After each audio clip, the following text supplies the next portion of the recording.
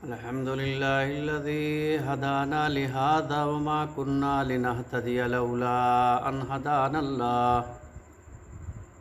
رب اشرح لي صدري ويسر لي أمري واحلل عقدة من لساني يفقهوا قولي رب زدني علما رب زدني علما رب زدني علما اعوذ باللہ من الشیطان الرجیم بسم اللہ الرحمن الرحیم ولا تباشروہن وانتم عاکفون فی المساجد۔ محترم ناظرین کرام، السلام علیکم ورحمۃ اللہ وبرکاتہ۔ رمضان المبارک کی خوشیاں، اس کی رحمتیں، اس کی برکتیں، اس کا فیضان، سب کچھ جملہ مسلمانوں کو مبارک ہو۔ اللہ تعالی ہم سب کی اس ماہ مبارک میں کی جانے والی عبادت، کیے جانے والے اچھے اعمال اللہ تعالی قبول فرمائے اور ہم سے ہماری خطاؤں کو دور فرمائے اور ہمارے لیے ہمارے ان اعمال کو ذریعہ نجات بنائے، آمین۔ وما علینا الا البلاغ۔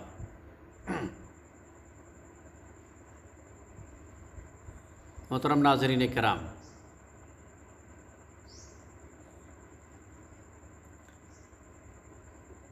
رمضان المبارک کے آخری عشرے سے ہم گزر رہے ہیں، جہاں آخری عشرہ بہت ساری فضیلتوں اور اہمیتوں کا حامل ہے، جس کے بارے میں آتا ہے کہ جب آخری عشرہ آتا تھا تو اللہ کے رسول صلی اللہ علیہ وسلم اپنی کمر کس لیتے تھے اس کی راتوں کو جاگنے کے لیے،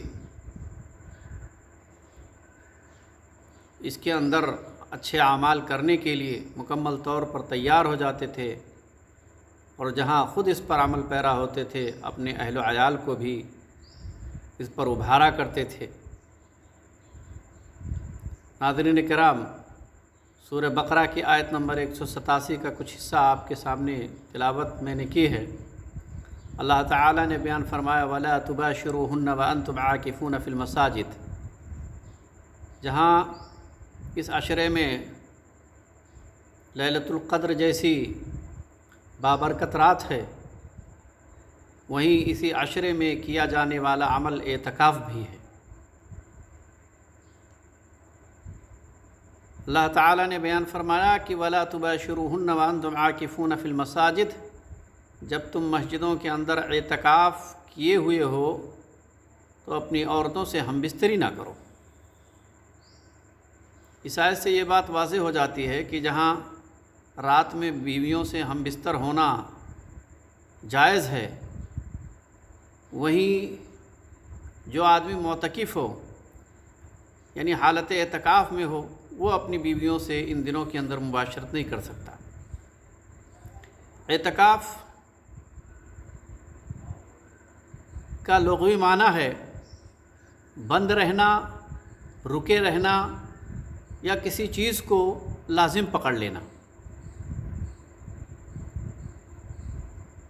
شرعی تعریف اس کی یہ ہے ایک خاص کیفیت سے کسی کا خود کو مسجد میں روک لینا،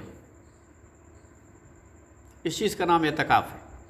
اس میں چونکہ انسان دنیا داری سے بالکل کٹ کر مکمل یکسوئی کے ساتھ اللہ کی عبادت کے لیے مسجد میں آ کر بیٹھ جاتا ہے، اس لیے اس کو اعتکاف کہا جاتا ہے۔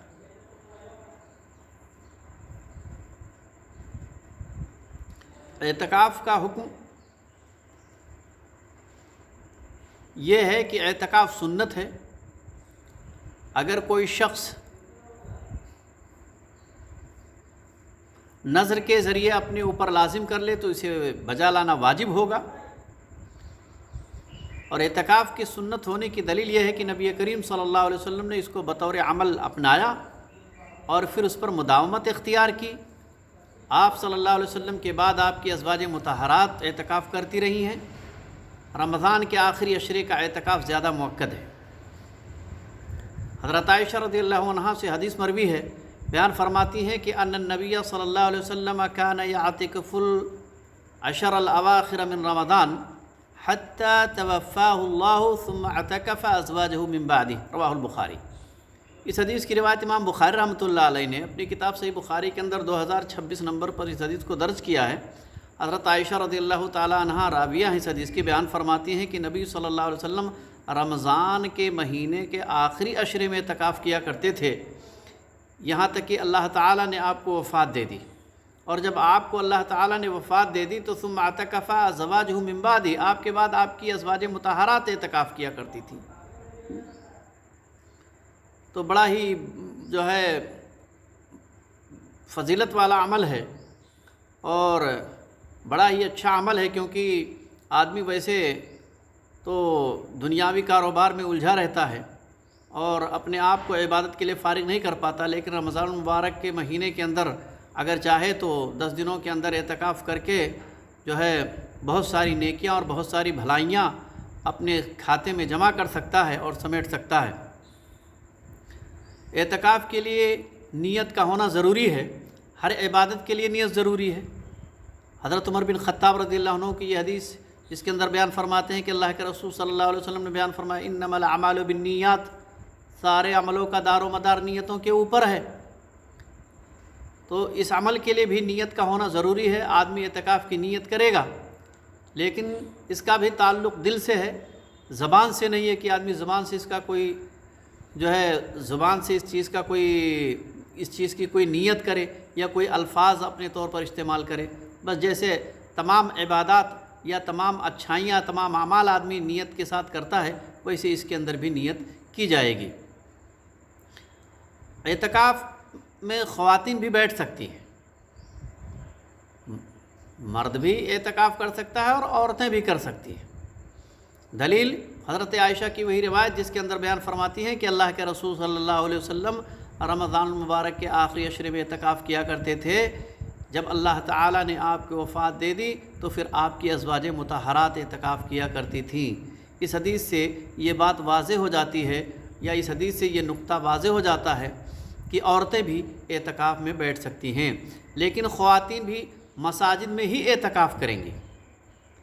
अल्लाह ताला का ये कौल कि वला तुबाशिरूहुन्न व अंतुम आकिफून फिल मसाजिद, एतकाफ़ मस्जिद ही में हो सकता है, और औरतें भी ख़वातीन भी अगर एतकाफ़ में बैठना चाहें तो फिर वो मस्जिद ही में एतकाफ़ करेंगी, क्योंकि उनके लिए एतकाफ़ के मुताल्लिक़ कोई अलग हुक्म शरीयत में मौजूद नहीं है और किसी हदीस से साबित नहीं कि अहद रिसालत में औरतों ने घरों में एतकाफ़ किया हो।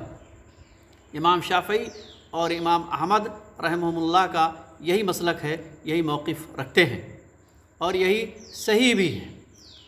तो अगर औरतें भी, ख़वातीन भी अगर एतकाफ़ करना चाहती हैं तो वो मसाजिद में कर सकती हैं, इससे हट करके वो घरों में एतकाफ़ नहीं कर सकती। एतकाफ़ घरों में करना दुरुस्त नहीं है, इस चीज़ की कोई दलील नहीं है। उलमा जो भी कहते हैं वो उनका अपना इज्तिहाद है और अपनी तरफ से ये बात कहते हैं। एतकाफ़ करने वाला मोतकफ़ में कब दाखिल हो? एतकाफ़ करने वाला 20 रमज़ान की शाम को मस्जिद में पहुंच जाए और अगले रोज़ सुबह फ़जर के बाद एतकाफ़ की जगह में दाखिल हो जाए। जमहूर उलमा और अइम्मे अरबा इसी चीज़ के कायल हैं। हज़रत आयशा से रिवायत है कि बयान फरमाते हैं कि काना रसूलुल्लाह सल्लल्लाहु अलैहि वसल्लम इज़ा अरादा अन यअतकिफ़ सल्लल फ़जर सुम्मा दख़ल मुअतकफ़हु, रवाहु तिरमिज़ी व रवाहुल बुखारी।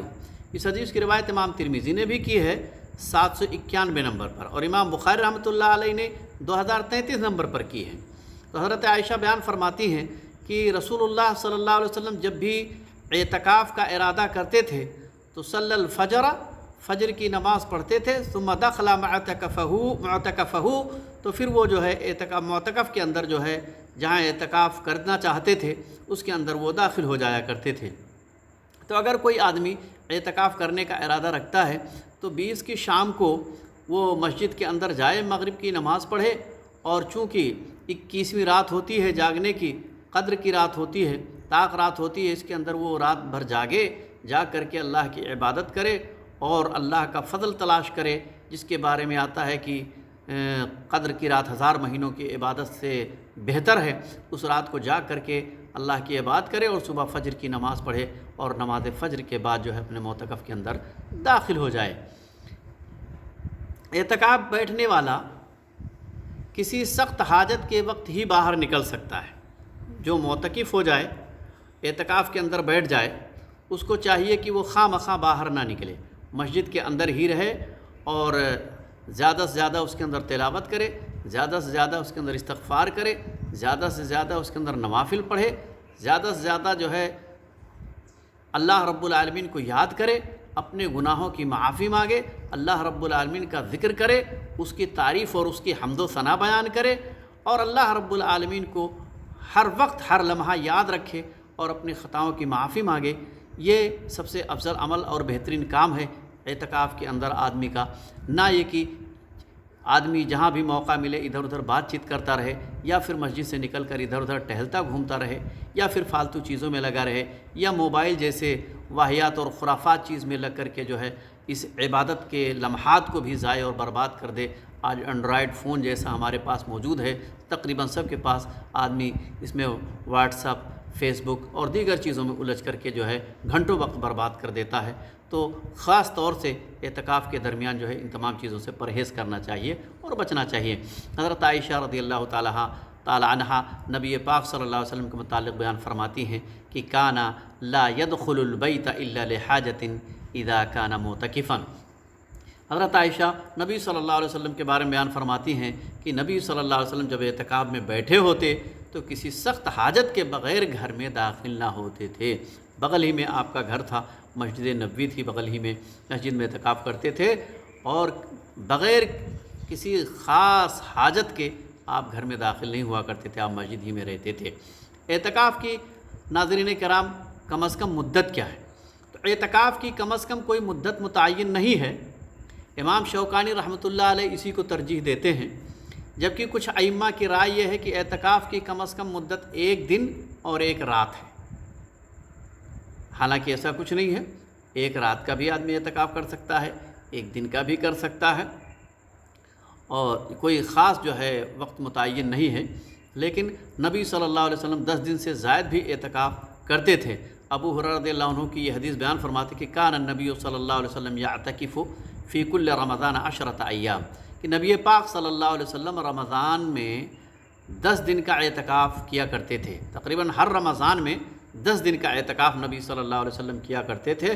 فلما كان العام الذي قبض فيه اعتكف 20 يوما، لیکن جس سال آپ صلی اللہ علیہ وسلم کی وفات ہوئی، جس سال آپ کی وفات ہوئی، اللہ تعالیٰ نے آپ کو اپنے پاس بلا لیا، اس سال آپ نے 20 دن کا اعتکاف کیا۔ تو اعتکاف کی کوئی جو ہے خاص مدت نہیں، آدمی کم سے کم بھی کر سکتا ہے، زیادہ سے زیادہ بھی کر سکتا ہے، 10 دن بھی کر سکتا ہے، 20 دن بھی کر سکتا ہے۔ تو یہ اعتکاف کے تعلق سے کچھ مسائل تھے جو میں نے آپ کے سامنے رکھ دیے ہیں۔ ناظرین کرام، اللہ تبارک و تعالیٰ سے دعا ہے کہ بار الہ ان تمام مسائل کو سمجھنے اور اس پر ہم سب کو عمل کرنے کی توفیق عنایت فرمائے۔